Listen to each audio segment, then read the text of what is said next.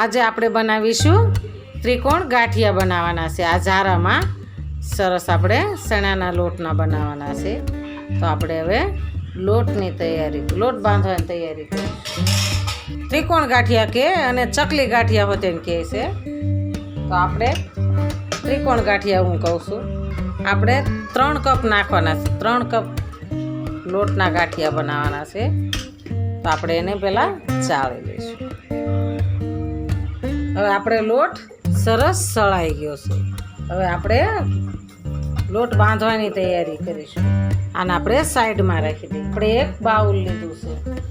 આપણે એમાં 1 કપ પાણી નાખીશું। 1 કપ તેલ નાખ્યું છે તો 1 કપ આપણે પાણી નાખીશું। આપણે આ 1 ચમચી મીઠું નાખીશું। પછી જોઈ જોવું આપણે સ્વાદ પ્રમાણે મીઠું ઓછું છે તો આપણે નાખીશું। હવે એને સરસ હલાવી નાખવાનું છે। એકદમ સરસ આમ ઘી જેવું ન થાય ત્યાં સુધી આપણે હલાવવાનું, આમ એક જ સાઈડ હલાવવાનું। એકદમ આપણે હલવાઈની દુકાને મળે ને એવા સરસ ગાંઠિયા બને છે। બધું એક સરખું માપે લઈને એટલે એકદમ સરસ ગાંઠિયા બને। આપણે તેલ પાણીનું સરસ થઈ ગયું છે તો આપણે હવે એને સાઈડમાં રાખી દઈએ। આપણે એમાં 1.5 ચમચી અજમો લીધો છે તો અજમાને આપણે થોડોક મસળી નાખીશું। અજમાનો ટેસ્ટ સરસ આવે છે અને અજમા વગર તો ગાંઠિયા અધૂરા જ તે।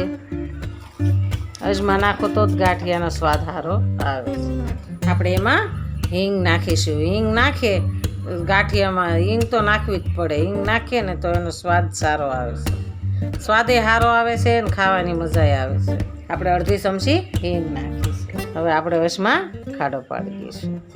આપણે એમાં બધું પાણી તેલ પાણી નાખ્યું છે એમાં એ આપણે એડ કરી દઈશું। આપણે એને સરસ મિક્સ કરી દઈશું। 1 કપ પાણી નાખ્યું છે, 1 કપ આપણે તેલ નાખ્યું છે તો આપણે જોઈએ પાણીની જરૂર પડશે એમ થોડું થોડું આપણે નાખતા જાવ। આપણે એકદમ સરસ મસળીને લોટને બાંધવાનો છે। એકદમ શિકાશવાળો કરવાનો છે। આપણે આ ગાંઠિયાના સોડા લીધા છે તો એને સોડાને એડ કરીશું। આપણે થોડુંક પાણી નાખીશું। 1 ચમચી જેટલું નાખ્યું છે। આપણે એને સરસ ઢાંકી દેવું। આપણે સરસ ઢાંકી દઈશું। ઢાંકીને આપણે 15 થી 20 મિનિટ સુધી રહેવા દેવાનું છે। પછી આપણે એના ગાંઠિયા પાડવાના છે। આપણો લોટ સરસ કમ્પ્લીટ તૈયાર થઈ ગયો છે તો આપણે હવે એને ગાંઠિયા પાડીશું। એકદમ આપણે હલવાઈની દુકાન જેવા પાડવાના છે। તો આપણે ગાંઠિયા પાડવાનું શરૂ કરીશું। આપણે તેલ સરસ આવી ગયું છે। આપણે બહુ ફૂલ તેલ નથી આવવા દેવાનું, થોડું થોડું તેલ આવે અને પછી આપણે એને ગાંઠિયા પાડવાના।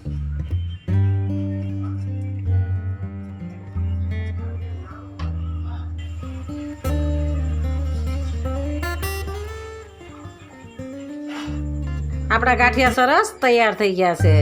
હલવાઈની દુકાને મળે ને એવા સરસ ચકલી ગાંઠિયા બનાવ્યા છે। એકદમ મસ્ત બન્યા છે। થયા ને સરસ? હાલો ગાંઠિયા ખાવા। આ મારા વિડીયો ગમે તો લાઈક, શેર અને સબસ્ક્રાઈબ કરી દેજો। રાધે રાધે।